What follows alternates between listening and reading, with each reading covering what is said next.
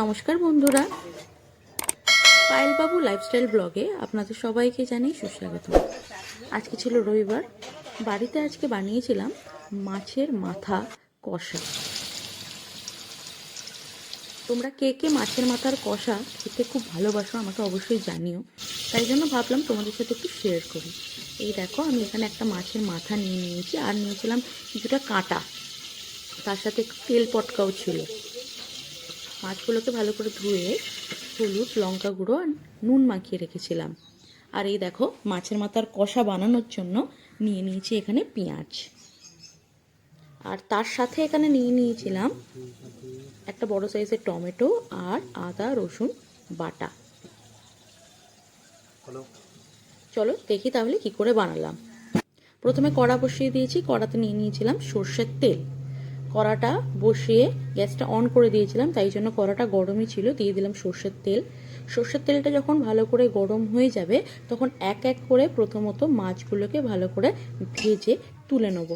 দেখতে পাচ্ছ তেলটা ভালো গরম হয়ে গেছে, ধোঁয়া উঠছে। এবার আস্তে আস্তে এক একটা করে মাছ আমি ছেড়ে দেবো। দেখতে পাচ্ছ মাছের মাথাটা ছেড়ে দিলাম।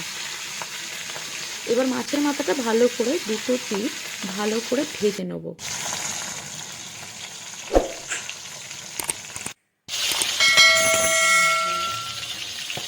দেখতে পাচ্ছ একটা পিস মোটামুটি ভাজা হয়ে গেছে। এবার আস্তে আস্তে একটু উল্টে নেবো এবং উল্টে নিয়ে নেক্সট পিসটা ভালো করে ভেজে নেবো।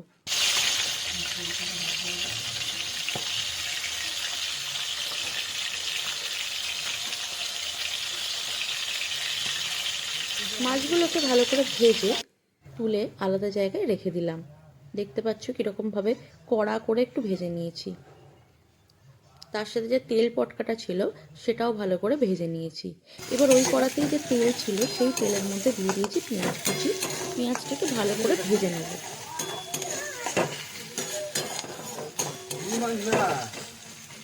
যেহেতু কষা হবে, পেঁয়াজটাকে একদম ভালো করে ভাজবো না। যখন দেখবো একটু কালারটা চেঞ্জ হচ্ছে, তখনই কিন্তু নেক্সট যা যা কিছু দেওয়ার আছে সেগুলো আস্তে আস্তে দিতে স্টার্ট করব। দেখতে পাচ্ছ পেঁয়াজটা ভালো মতো ভাজা এখানে হয়ে গেছে। দিয়ে দিলাম এখানে টমেটো।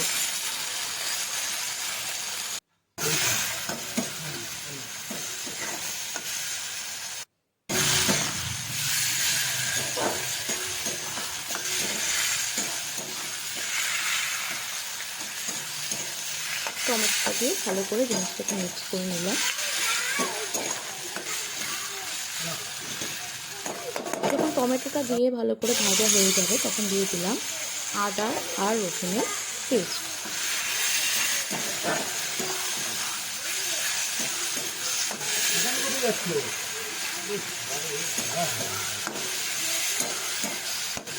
এই পর্যায়ে যাতে টমেটোটা ভালো করে গলে যায়, তার জন্য আমি দিয়ে দিয়েছিলাম পর্যাপ্ত অনুযায়ী নুন, আর দিয়েছিলাম সামান্য 2 চিমটে মতো চিনি, আর এখানে দিয়ে দিলাম হলুদ গুঁড়ো আর লঙ্কা গুঁড়ো। আবার ভালো করে জিনিসটাকে ভালো করে মিক্স করে নিলাম। দেখতে পাচ্ছ আস্তে আস্তে কিন্তু কষাটা হচ্ছে।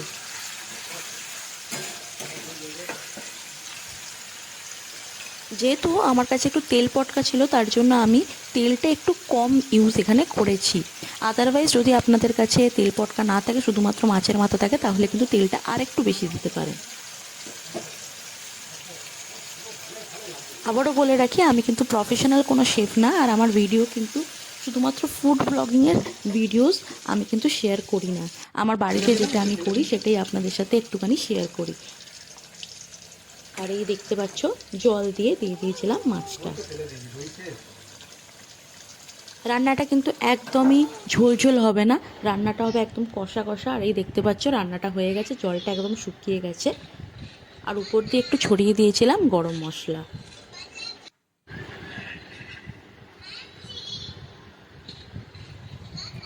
এইটা দিয়ে কিন্তু গরম গরম ভাত খেতে যা সেরা লাগে।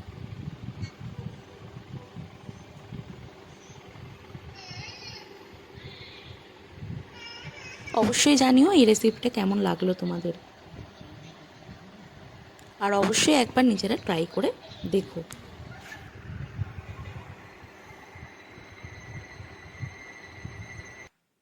চলো আজকের জন্য বাই, দেখা হবে নেক্সট ভিডিওতে।